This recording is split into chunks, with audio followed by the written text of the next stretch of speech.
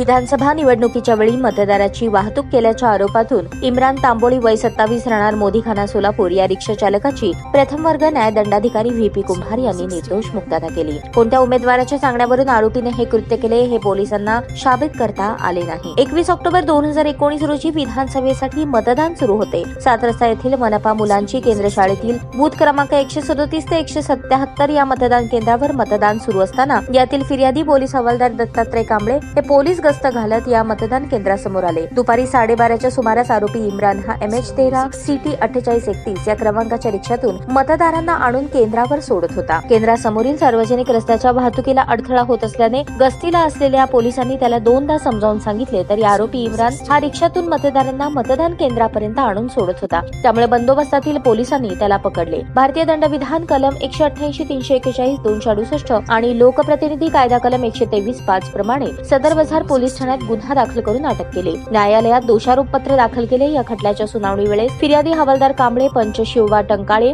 सुरेश लेंडवे, संदीप धर्मे, उत्तप्पा बिराजदार यांची साक्ष तपासण्यात आली। आरोपीतर्फे बचाव करताना आरोपीचे वकील जहीर सगरी यांनी आरोपी इम्रान हा मतदान केंद्रावर रिक्षातून मतदारांना आणून सोडत होता, कोणत्या उमेदवाराच्या सांगण्यावरून आणि त्याचे भाडे किती ठरले होते, कोणत्या मतदारांना त्याने आणून सोडले याबाबत पोलिसांकडून कोणताही पुरावा सादर करण्यात आलेला नाही। यावरून कोर्टाने सबळ पुराव्याअभावी आरोपीची निर्दोष मुक्तता केली। यात सरकारतर्फे मनोज भनमारे यांनी काम पाहिले।